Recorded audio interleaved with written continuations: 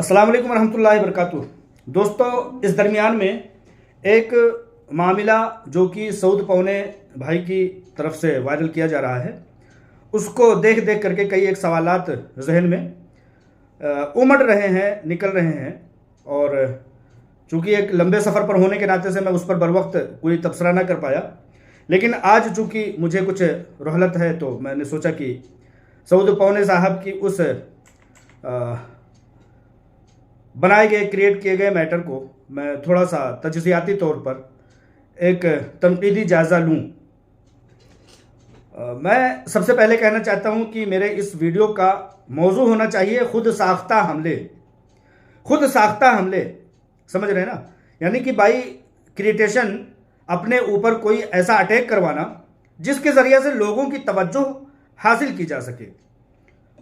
कई बार ये खुद पर कराया जाता है ऐसे खुद साख्ता हमले, और खुद कुछ मनगढ़ंत हमले कई बार अपने मफाद की खातिर दूसरों पर कराए जाते हैं। उसको मैं तारीख के आईने में भी बात करते हुए बताना चाहूँगा कि कई बार दूसरों पर भी हमला किया जाता है। दोनों का लुब्बे लुबाब तवज्जो और खुद साख्ता हमले के ज़रिए से लोगों की तवज्जो अपनी तरफ मबजूल कराना है। वो इसलिए क्योंकि अपनी अहमियत के कम होने की वजह से ऐसे इक़दाम किए जाते हैं।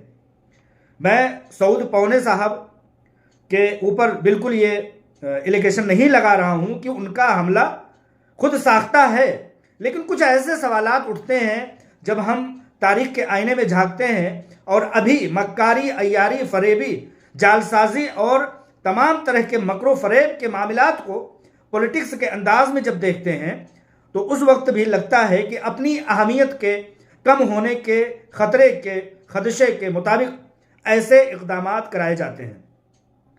मैं सबसे पहले तारीख़ के आईने में आते हुए अहसनुल क़सस हज़रत यूसुफ़ अलैहिस्सलाम का वो वाक़या नोट करना चाहता हूँ, माखज़ के तौर पर बताना चाहता हूँ। लुब्बे लुबाब कुछ यूँ होता है कि तमाम 11 भाई आपस में, 10 भाई 11 भाई जितने भी होते हैं, आपस में जब ये देखते हैं कि वालिद मोहतरम यानी कि हज़रत अय्यूब अलैहिस्सलाम, हज़रत याकूब अलैहिस्सलाम की तवज्जो हमारी तरफ नहीं है, तो वो खुद साख्ता हमले का एक प्लानिंग करते हैं और हज़रत यूसुफ़ अलैहिस्सलाम पर हमला करने का एक फ़रेब गढ़ते हैं ताकि हज़रत यूसुफ़ अलैहिस्सलाम के ऊपर जिस तरह के तवज्जो उनके वालिद हज़रत याकूब अलैहिस्सलाम की मिलती है, वो तवज्जो वो हज़रत यूसुफ़ अलैहिस्सलाम के ऊपर से हट करके दीगर 10 भाइयों पर पहुंच जाए। तो उसके लिए करते ये हैं कि हज़रत यूसुफ़ अलैहिस्सलाम को घुमाने, टहलाने, खिलाने के लिए लेकर के वालिद साहब से इजाज़त लेकर के जाते हैं और उनको जो है मारते हैं, पीटते हैं और ज़दुकूब करते हुए कुएं में डाल देते हैं। खुद साख्ता हमले का एक छोटा सा वहाँ पॉइंट ये होता है कि वो लोग अब इस कहानी को, इस मनगढ़ंत खुद साख्ता हमले को क्या रंग देंगे, क्या रूप देंगे, उसके लिए वो हज़रत यूसुफ़ अलैहिस्सलाम की कमीज़ को लेते हैं और जा करके वालिद साहब के पास, अपने हज़रत याकूब अलैहिस्सलाम के पास पहुँचते हैं रोते धोते हुए और कहते हैं कि हम तो बर्बाद हो गए, हमारे ऊपर वैल हो, तमाम तरह की बर्बादी हमारा मुकद्दर हो, हम अपने भाई, अपने यूसुफ़ की जो है हिफाजत नहीं कर सके, भेड़िए ने उसको खा लिया। हज़रत याकूब अलैहिस्सलाम समझ जाते हैं कि ये इनका खुद साख्ता फ़रेब है, झूठ है, मकर है, ये खुद साख्ता हमला है।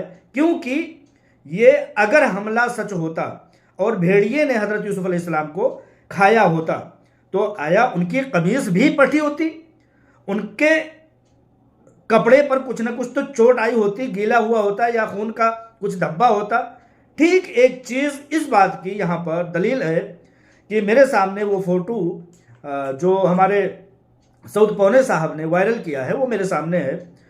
मैं ये कहता हूँ कि हमारे सऊद पौने साहब ने जिस ऊपर जिस किसी ने हमला किया, बहुत मसम्मती बात है, लेकिन सऊद पौने साहब अगर ये खुद साख्ता हमला है तो आपके इस हमले पर इतना तो कीचड़ उछलना चाहिए कि आपके कमीज़ पर, आपके बदन पर कहीं एक भी ज़र्रा बराबर खरोच नहीं है। आपके कमीज़ यूँ ताज़ा की ताज़ा है। वो हमलावर कितने साफ शफाफ अंदाज में हमला करते हैं कि आपके खून का एक कतरा ज़मीन पर पड़ी हुई कीचड़ आपके बदन पर कहीं से कहीं तक नहीं लगती है। आप शायद अपनी प्लानिंग में यहाँ पर भूल जाते हैं। दूसरी बात, सऊद पौने साहब चश्मा लगाते हैं, हमलावर आते हैं और कहते हैं सऊद साहब हमें आपको पीटना है, हमें आपको कूटना है, आप अपने चश्मे को कहीं साइड में रख दीजिए, हम आपको कूट लें। उनके चश्मे को भी बिल्कुल कोई भी गजिंद नहीं आती है। एक पॉइंट ये भी आता है, सॉरी थोड़ी सी, सऊद पौने साहब के ऊपर हमला होता है, वो ऑफिशियल ड्रेस में होते हैं, वो जाते हैं सबसे पहले नहाते हैं, धोते हैं, सारी चीज़ों को क्लीन करते हैं, कपड़ा बदलते हैं और आकर के फिर पट्टी और मरहम लगवाते हैं, इंजेक्शन भी लगवाते होंगे टेटनस का, क्योंकि ऐसे वक्त में ऐसे इक़दाम करने पड़ते हैं। जबकि अगर इतनी कम चोट थी तो इनको सबसे पहले थाने जाना चाहिए था, कानूनी कार्रवाई करवाना था। इस तरह से एक और भी सवाल मेरे सामने है कि सऊद पौने साहब, आपको अगर आपके ऊपर हमला हुआ, आपने अपने दोस्त से पट्टी नहीं कराई, ऐसा मैं नहीं कहता हूं, आपको सबसे पहले उन जख्मों की फोटोकारी कर लेनी चाहिए, तस्वीर कशी कर लेनी चाहिए, ताकि आपके जख्म के गंभीरता को बेहतर से बेहतर अंदाज में समझा जा सके। लेकिन आपसे गलती यह होती है कि आप पहले अपने ऊपर हमला करवाते हैं, बिल्कुल भी बड़े जख्म आप बर्दाश्त नहीं कर पाते हैं। मतलब ऐसा एक आदमी कह सकता है, मैं ये नहीं कहता हूं, मैं पूरी तरह से निंदा करता हूं, जैसे कि राजनाथ सिंह जी हमेशा निंदा करते रहते हैं कि मैं यहाँ के इस अटैक को निंदा करता हूं, निंदा करने के अलावा वो कुछ करते नहीं। सऊद पौने साहब, आपके ऊपर हुए हमले को हम बहुत मजाका खेज नहीं लेते, हम इस बात की मजम्मत करते हैं, लेकिन आपको कम से कम 4 तस्वीरें आपकी वायरल हो रही, पट्टियां बंधाने से पहले भी ले लेनी चाहिए। जब आपके ऊपर हमला हुआ था तो कम से कम सेल्फी ले लेनी चाहिए। लेकिन चलो, हंगामी हालत में ऐसा कुछ नहीं कर पाता आदमी, नहाता है, धोता है, और इनको कानूनी कार्रवाई, मैंने 3 पॉइंट नोट किए हैं, उन तीनों पॉइंट को, कपड़े पर एक भी दाग, धब्बे, छींट, खून के कतरे कहीं से कहीं तक नहीं है। आए होंगे, नहाए होंगे, धोए होंगे, कपड़े बदले होंगे, उसके बाद आकर के बड़े सीरियस अंदाज में एकदम नीचे देखते हुए और उन्होंने फोटो खिंचवाया। खैर बात, वो जख्म की पट्टियां लगाने से पहले भी 2-4 फोटो ले लेते सऊद साहब।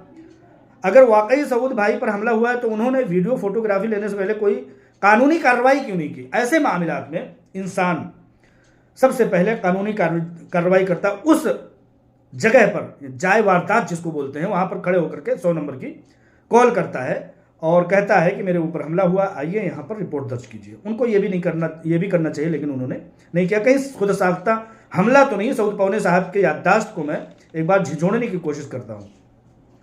ये हमले कराए क्यों जाते हैं? जैसा कि मैंने कहा कि हज़रत यूसुफ अलैहिस्सलाम की जो तवज्जो थी, हज़रत याकूब अलैहिस्सलाम की, हज़रत यूसुफ अलैहिस्सलाम की, उनकी तवज्जो दीगर भाई अपने ऊपर मबजूल कराने के लिए वो हमला कराते हैं, ताकि हज़रत याकूब अलैहिस्सलाम की तवज्जो उनके ऊपर होने लगे और वो उनको, हज़रत यूसुफ अलैहिस्सलाम को कुएं में डाल देते हैं। यहाँ पर हमारे सऊद पौने साहब की सबसे बड़ी मजबूरी यह है कि इनकी एसोसिएशन में ना पहले दम था, ना अब दम है, ना इनकी बातों में दम है। दरअसल ये एक इन्वेस्टर थे और इनको 2-4 लाख रुपए इनके इन्वेस्टमेंट थे, इन्होंने अपने पैसे निकाल लिए थे। अब इनकी तवज्जो, इनकी बातों पर कोई भी कान धरने वाला नहीं था। एसोसिएशन की दुकान जो 500-500 रुपये लेकर के चल रही थी, वो बंद हो गई और कंपनी से पूरी तरह से लोगों के शफाफियत के साथ उनके पैसे मिलने लगे। दरअसल इनकी मजबूरी क्या थी? लोगों की तवज्जो ये हासिल क्यों करना चाहते थे? दरअसल ये देश बदर, हमारे सऊद पौने साहब देश बदर हैं। इनके वालिद साहब ने, सऊदी अरब ने इन पर एलिगेशन लगाते हुए कि ये बेटा मेरा जो है नाफरमान है, इसे मैं देश बदर करता हूँ, मैं अपना घर बदर करता हूँ। लिहाजा जब वालिद ने सऊदी अरब ने घर बदर कर दिया तो देश बदर होना उनका लाजिम है। लिहाजा वो हिंदुस्तान आ गए। हिंदुस्तान में आकर के छोटे छोटे एक अकाउंटेंट के काम करते रहे। इनकी मजबूरी ये है कि एसोसिएशन में पहले भी ज्वाइन थे, पुणे एसोसिएशन। इनकी झूठ की, इनके फरेब की एक लंबी दास्तान है। इनको पैसे मिले, लेकिन आज तक इन्होंने बरमला इजहार नहीं किया। इन्होंने पुणे एसोसिएशन को छोड़ा सिर्फ इसलिए कि वहां पर इनको तवज्जो नहीं मिल पा रही थी। इनको जो है सबसे बड़ी मजबूरी ये लाहिक है सऊद पौने साहब को कि ये अकाउंटेंट हैं, जैसा कि सऊदी अरब में और अपने इंडिया में भी वो अकाउंटेंट के ओहदे पर फायज हैं। सऊद पौने साहब की तवज्जो पूरी तरह से थी कि हीरा ग्रुप ऑफ कंपनीज इनको अकाउंटेंट के एक ओहदे पर फायज करे। और जैसा कि ये मुझसे कहा करते थे और मेरे अच्छे दोस्त हैं, लेकिन जब वो गलत रास्ता इन्होंने अपनाया तो मैंने इनसे बात करनी छोड़ दी। अब हमारी बातचीत नहीं है, लेकिन दोस्त आज भी हैं। जिस दिन वो अपना रवैया सही कर लेंगे। ये पहले बहुत भड़के हुए थे, मैंने समझाया तो इन्होंने बेहतर काम करना शुरू कर दिया। सऊद पौने साहब की याददाश्त अगर इस हमले में गई नहीं होगी तो उनको याद होगा। मैंने बहुत सारी चीज़ें बताई, सही रास्ते पर आए। उन्होंने एक प्रपोजल बाकायदा 10-20 पेजेस के जो है मुझे दिए और कहे कि मेरा ये प्रपोजल है, हीरा ग्रुप ऑफ कंपनी सूद से पाक एक बैंक खोले, मैं उसका मैनेजर हूँगा। सऊद पौने साहब का ऐसा कहना था, लेकिन मैं वक्त की नागहानी हालात की वजह से मैं ऐसी बात कंपनी तक नहीं पहुँचा सका और कंपनी अपने मसाइल में घिरी हुई है, ऐसी बात कहने वाला बेवकूफ़ ही हो सकता है। लिहाजा उनसे रहा नहीं गया, एक एसोसिएशन उन्होंने बनाया, कभी इस करवट कभी उस करवट, थाली के बैगन की तरह वो बयान और रुख रवैया बदलते रहे। कभी ब्लैकमेलिंग पर आ गए, कभी कंपनी को खड़े करने की कोशिश करने लगे, कभी कहने लगे मेरे पैसे जब तक नहीं मिलेंगे तब तक। जैसे जैसे इनके साथ बीच में दरमियान में अपनी अहमियत को इन्होंने उजागर करने के लिए ये भी कह डाला कि मैं दिल्ली में CEO साहबा से मिल करके आया हूँ, लेकिन वो किसी तरह से कोई सबूत ना दे सके। लिहाजा यहाँ इनकी घटती हुई एक पब्लिसिटी, घटती हुई एक समझिए कि इनकी मेंबरशिप, इनके एसोसिएशन की, इन्हें ये मजबूर होना पड़ा कि किसी न किसी तरह से अपने ऊपर खुद साख्ता हमला कराया जाए, लोगों की हमदर्दियाँ हासिल की जाए।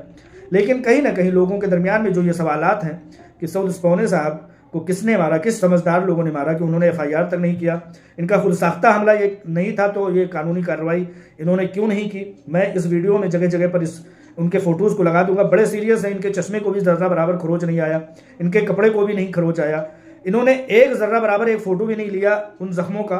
और एक सोची समझी प्लानिंग के साथ इन्होंने ओपन जो बॉडी है वहीं पर इन्होंने, जैसे कंगन होता है, एक कंगन फिर दूसरा कंगन तीसरा, उसी तरह से समझिए कि प्लानिंग इन्होंने वो कंगनों की तरह से, चूड़ियों के सेट की तरह से जगह जगह पर, मतलब एक हाथ में इस हाथ में भी वहीं बहुत समझदार लोग थे, मतलब पूछा कि यहाँ मारे यहाँ मारे। तो इस तरह से मैं पॉलिटिकल की बात मैंने किया था। इसी तरह से हमारे मुल्क में एक बहुत बड़ा मक्कार है यार, जिसको सऊद पौने साहब लैंड ग्राइबर ही बने, लैंड ग्राइबर कहते हैं, जिसका नाम असदुद्दीन ओवैसी है।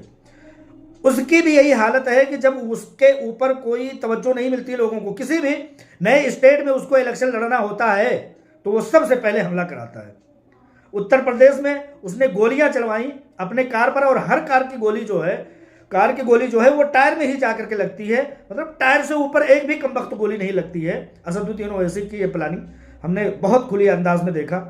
और दूसरी बात, बंगाल में हमला करवाते हैं, बिहार में हमला करवाते हैं, गुजरात में हमला करवाते हैं। गुजरात की पुलिस ने तो यहाँ तक कह दिया था कि जो असदुद्दीन ओवैसी साहब जो हमले की जो रुदात बताते हैं वो फेक और पूरी तरह से मनगढ़ंत और पूरी तरह से बाइक्रेटेशन है, खुद साख्ता हमला है।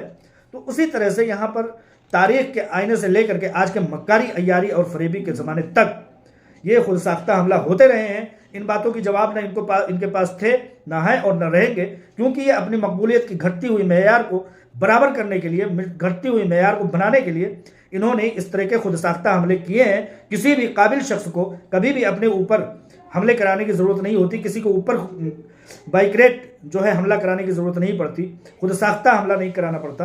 लिहाजा सऊद पौने साहब 3 बातों का जवाब देंगे कि वो हमले की रुदात उन्होंने थाने में क्यों नहीं दी, कपड़े पर छींटे धब्बे कुछ भी नहीं लगे, उन्होंने अपने ज़ख्मों के बरहम पट्टी कराने से पहले, इंजेक्शन लगवाने से पहले क्यों नहीं फ़ोटो किया, जब एकदम से और एक भी छींटा खून का उनका नहीं निकला। ये भी अगर निकला होता तो कहीं ना कहीं तो रिस रहा होता। इस तरह से ये मक्कारियाँ नहीं चलने पाएंगी। देखिए, आप काबिल हैं, मजदूरी कीजिए, मेहनत करिए, किसी तरह से हलाल की रोटी खाइए। आपके अंदर अगर सब्र नहीं है तो बड़ी चीज़ों का ख्वाब देखना बंद कर दीजिए। इस तरह से खुद साख्ता हमलों के ज़रिए से अपनी अहमियत को, अपने लिए हमदर्दी को आप जता नहीं सकते। आपकी बहुत सारी बातें पर्सनल है, लेकिन मैं पर्सनल पर नहीं जाना चाहता हूँ। सऊद पौने साहब, आपसे गुजारिश है कि इन चीज़ों की या तो एविडेंस लेके आइए, या तो इन चीज़ों की का जवाब दीजिए, या तो ये कहिए कि आपकी खामोशी आपके ऊपर हुए हमले के खुद साख्ता होने के लिए बहुत बड़ी दलील है।